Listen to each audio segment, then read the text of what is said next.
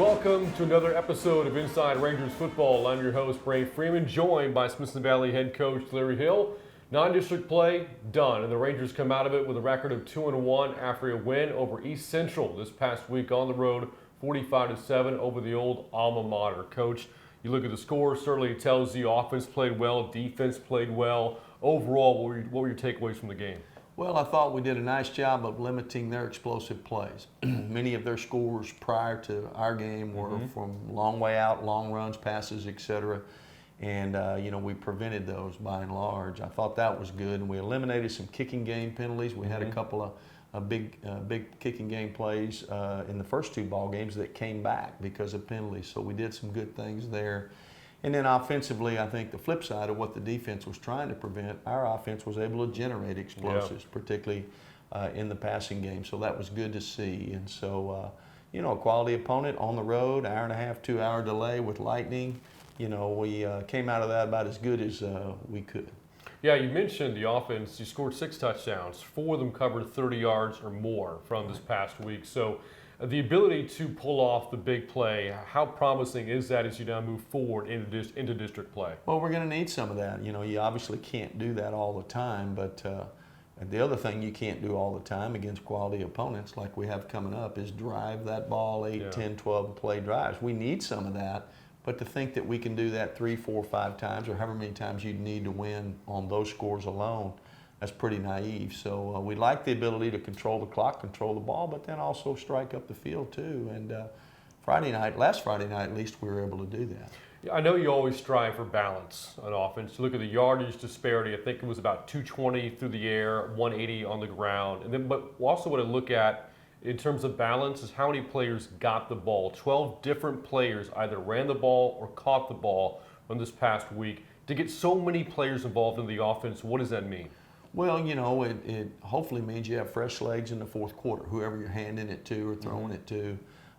We've rolled some different guys in there, so when it's go time right there at the end, if you've got to put the game away somehow, hopefully you've got fresh legs, particularly at the running back position. And at the receiver position, it's hard for them to key maybe on one guy because, you're spraying the ball around a little bit. Used the quarterback a little more in the run game the other night, trying to make them defend that element as well. And I think we're probably like most teams, we're still trying to figure out who we are on both sides of the ball. What's working well, what isn't, what do we need to feature, what do we need to shy away from, and not necessarily wholesale changes, but what to emphasize, what to major in, and what to minor in. You mentioned quarterback play. You look at Chase Sedelick, 5th career start, 3rd to start this season, 9 of 12 passing, 164 yards, 3 touchdowns, no interceptions. So how would you rate the way that he is progressing now that he's started these first handful of games this season? Well, I think he's like most of our team. He's getting better each time he goes out there. We're, as I said earlier, maybe trying to figure out what he's best at, and try to play to that just a little bit more, and while keeping it within the scope of our offense. So we've been pleased with his progress and hope that he continues to progress. You talked a little bit about the defense earlier, limiting East Central's big play offense. You look at some of the numbers, under 150 yards of total offense for the Hornets, only 8 first downs. And you and I in the show last week talked about defending Austin Vivier, the quarterback who's dual threat, can make plays with his feet along with his arm, and limited what he could do. 3 of 15 passing, never really got outside the pocket to make those plays with his feet. How well did your defense adhere to the game plan? Well, they did a great job of it. They did throw the ball deep. We took away some of their dink and dunks, and they did what we thought they would do when we did. They're going to try to challenge us up the field vertically, and they overthrew a few. We defended some real well. They never really struck gold up the field, and so. And then running game wise, he of course scored on a little bounce play, and then. But by and large, we kept him contained and made him stay inside the confines of our defensive ends. He's still dangerous, but he's less dangerous there when there's a lot of bodies around. Again, Smithson Valley 45-7 winners over East Central from this past Friday. Plenty of big plays for both the offense, the defense, and of course, special teams as well. So with that, Coach, let's go through the plays of the week. Let's take a look. Our first play of the week is an offensive play, and you can see we're on the 30-yard line going in, and we're going to feature Kyler Clark, one of our senior wide receivers, 3-year letterman for us. It's just a quick throw. It's just really a quick thing. You see the ball's in his hands out there, really 1 yard behind the line of scrimmage. They've got 2 defenders and we've got 1 blocker. Of course, we're going to try to block one and make the other one miss in a perfect world. And you can see we get a block there from T.J. Hunt on one of their defensive backs. But it looks like old Kyler's in prison here. He's not going to be able to get out, but he spins out of there. And then another guy has a great angle on him, but Kyler goes 0 to 50 in a hurry and just, really just runs away from him. And just a tremendous athletic play by one of our really fine players. You see it a little bit better even from behind the defense here, from the end zone angle. It's just a quick throw, as we said, a little quick run fake, and Chase Sinlett kind of throws it around the defensive back, and then there's Kyler. They've got him viced in there pretty good. But here's that little spin move and just kind of buckles that guy's knees, as you can see. Get a block there, and then he outruns a couple others to the end zone. 30-yard touchdown run and catch, mostly run, and gets us off to a great start. Our next play is after about an hour and a half or 2 hour break. Right before the lightning hit, we were about ready to try a field goal. Then we go on break for an hour and a half or 2. And after all that layoff, we come around, turn the ball around, go the other way. First play of the second quarter. Clayton Amaya, our junior kicker, just shows tremendous leg strength with a 48-yard field goal. We want to highlight Barrett Lopez, our snapper, and our holder, Cole Freund. That ball snapped well and kicked, and then you can see we got good protection up front. He's got a nice cup to kick from. And boy, just the lift that he gets on that tremendous explosion. That ball is high and far, and then, not too many 48-yard kicks in high school football, and that one's got plenty to spare. So gave us a 17-0 lead the first play after a 2 hour break. Our last play of the week is a defensive play, and I think we've done this a few times this year, but Garrett McLean, our senior defensive end, is going to make a tremendously unselfish play. He's not going to make the tackle, not going to get interviewed after the game, but if you watch as the play unfolds, he's going to occupy 2 blockers. Only one's supposed to block him, and the other one's supposed to block our linebacker. He takes both blockers out, frees up our linebackers to be free of blocks, and make a tackle there for a yard or 2 loss. All caused because Garrett McLean. Okay, Gavin Woods is our middle linebacker, and Lane Richard, they're going to benefit from McLean Garrett doing his job. Watch it again from here. Here comes the 2 blockers. He takes them on and forces the running back to run into the vise. On the outside by Lane Richard, on the inside by Gavin Woods. When he has very little wiggle room there, and then Gavin's able to finish it off for a couple of yard loss. And those are our plays of the week. And the players highlighted there, the ones who made the plays, of course, it took teammates to help them make those plays, but Clayton Amaya, we talked about his big leg in last week's show, nails a 48-yarder there. McLean Garrett, defensively, has been a stalwart for you on that side of the football. And another player that we highlighted last week, T.J. Hunt. Of course, you're down Freddie DuBose for the season. You need somebody else to step up with that playmaker's role on the outside. And TJ seems to be that guy right now. Well, we've got a couple of kids that have made some plays. Kyler Clark, of course, with his little catch and run, as we saw, and TJ up the field, and we're going to get using Braden Mafetis in 2 or 3 different areas. So again, we're trying to avoid a guy being the featured guy, but there's no question TJ. He's got the experience from some of the games plays that he made in last year's game. Got a little length, and he's probably a little faster than people give him credit for, and got great hands, and really an understanding of the game and his knowledge of how to run routes and set up defensive backs, and he's coming on. A couple of touchdowns last week. He scored in 2 straight games, and against Smithson Valley, 45-7 winners over the Hornets this past week. Coming up next, we'll take a look at the district opener. 12-5A play begins this Friday in Converse as Smithson Valley takes on Wagner. Again, we'll preview coming up after this on Inside Rangers Football. 2 bits, 4 bits, 6 bits, $1. All for the Rangers. Stand up and holler! Ow! No, what's wrong? I really hurt my leg. That's horrible. Wait, Elle's dad sells insurance. Maybe he can help. I wish he could, but... My dad has his life insurance with Jeremy Fuller State Farm Insurance. Yes, but... My mom has her homeowner's policy with Jeremy Fuller State Farm Insurance also. I know my uncle says he only trusts Jeremy Fuller State Farm with his auto insurance needs. Guys, wait! We do so many great coverages, but just not cheerleader legs.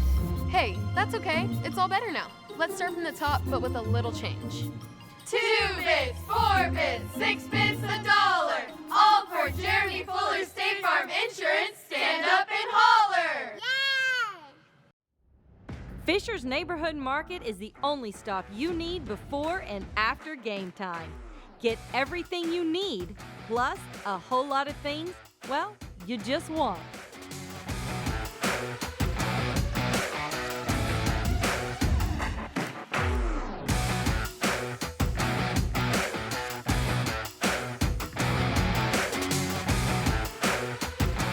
Fisher's Neighborhood Market.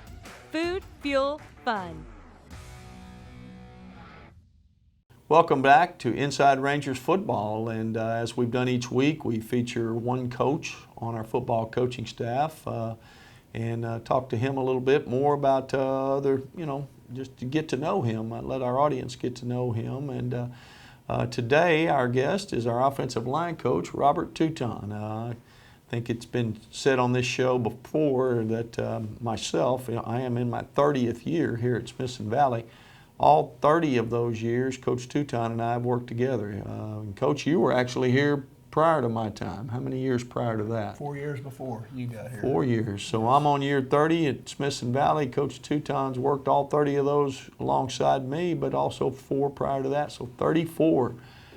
We've seen a lot of players come and go here.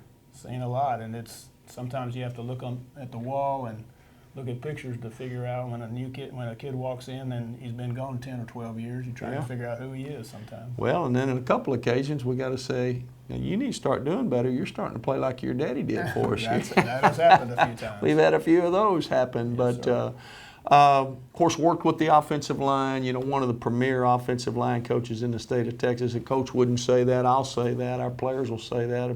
The community knows that. But Coach, where are you from originally? Tell our audience a little bit. Who is Robert Touton? Where'd you grow up? I grew up in San Antonio. Actually went to MacArthur High School.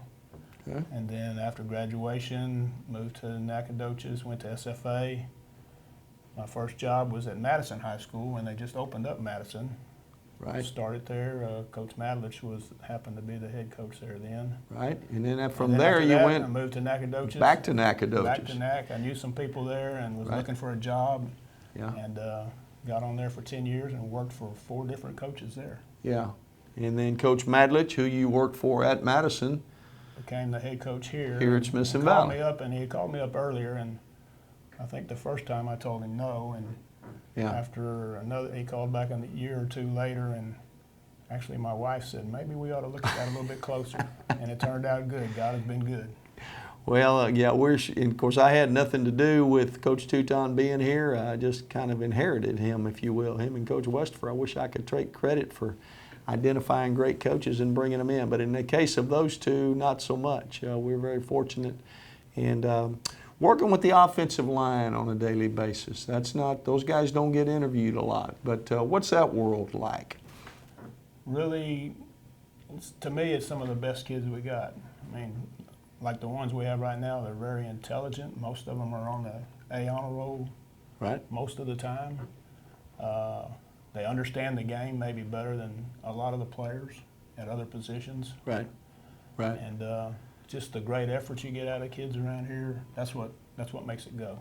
There's no doubt, and those guys are coached very, very well. And now you mentioned where you came from. You're like a lot of guys on our staff. Coach Westphal, we had him on last week. He's the defensive coordinator coaching the linebackers, comes from a background of playing quarterback in high school.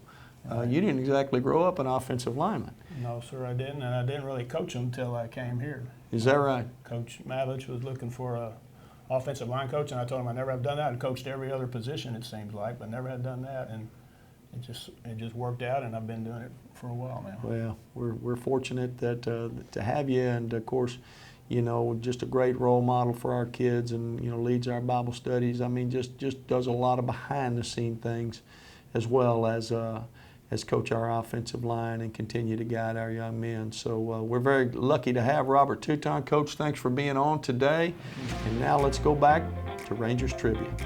This week in Rangers Trivia, Smith Valley opens 5A play this Friday against Wagner. When was the last time the Rangers were a 5A program? Is the answer A, 2013, B, 2011, or C, 2009?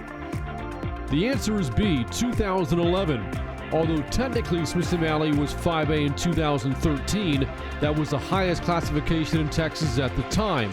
The last year they were one class lower than the highest was 11 years ago when the Rangers were in the 27 4A district, along with Lockhart, Lehman, Canyon, Alamo Heights, Clemens, and Hayes. Well, again, as we mentioned at the top of the show, district play or non-district play is over. District play begins this Friday. Smith Valley taking on a familiar opponent, Wagner. Of course, this is a new district for the Rangers, but the Thunderbirds are a familiar team. They've been in the Rangers district for a number of years. And they come into this game 1-2, but there's a lot of context behind that record. The two teams they lost to, two very good teams, Liberty Hill, Dripping Springs, and then this past Thursday got the first win of the season in a shootout against St. Marcus, 42-41. So as you look at the first three games on film of Wagner, what stands out? It's like a horror movie. That's what stands out. It's hard to watch. You know, they're so good at what they do. But you're right, they have played, much like we have and some others, a very ambitious non-district schedule. They haven't shied away from playing good people that make them better. And, you know, they won some, lost some, like us and a few others have. But they're ready, they're prepared, and I don't know, you know, from a physical standpoint that we're going to bring anything at them that they hadn't already seen. And, you know, they run an off-schedule offense for our fans who watched them now the last 5-6 years since they've gone to this. You know, it's not something you see. I say, I don't even want to say you see it rarely. You never see it. Yeah.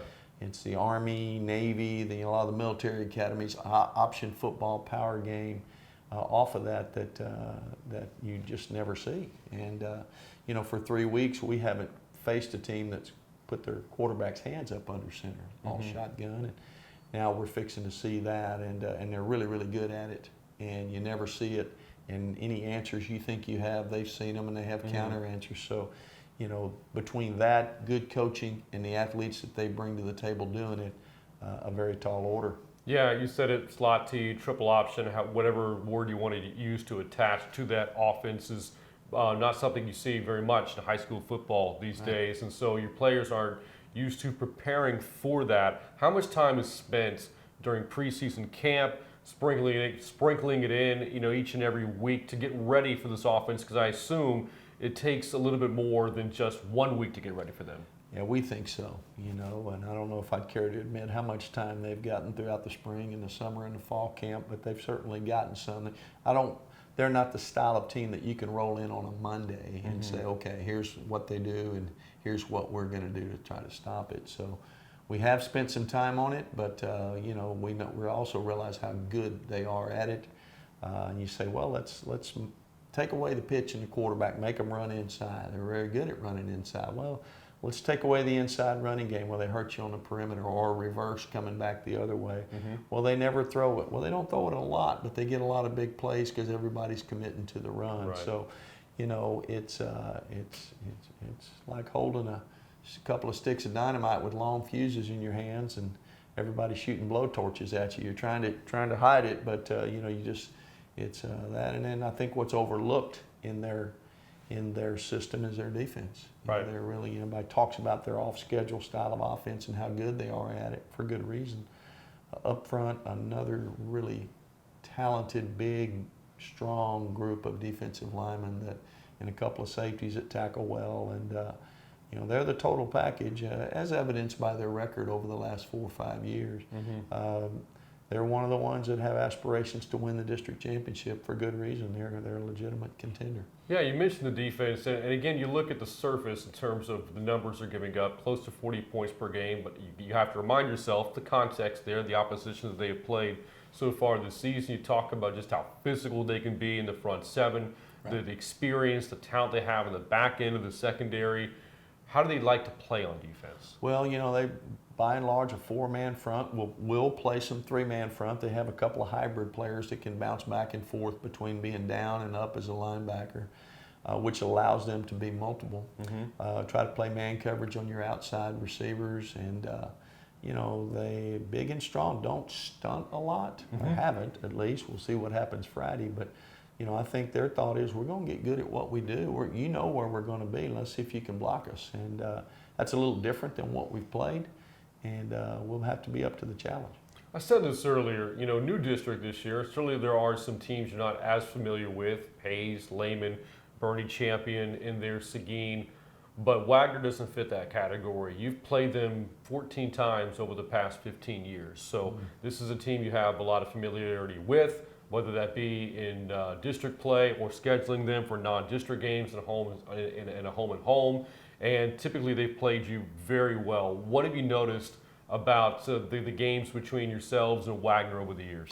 Well, you know, familiarity always helps you, and you say, well, we've defended them and we've tried to block them. We kind of know, well, they know what we're doing too. They know what we're about, what we're vulnerable to, maybe what we're a little stronger at, you know. So I don't know that there are going to be a lot of surprises out there Friday for either team. They'll surely have a wrinkle or two that we'll have to get ready for quick, but by and large, it's going to be us doing what we do and them doing what they do, and we'll see who does better at it on Friday night. All right, Coach, best of luck this Friday. All right, Brant, thank you. Again, it is the District 12 5A opener this Friday from Rutledge Stadium in Converse. Smithson Valley taking on Wagner, and a game we'll have for you right here on the Rangers Network.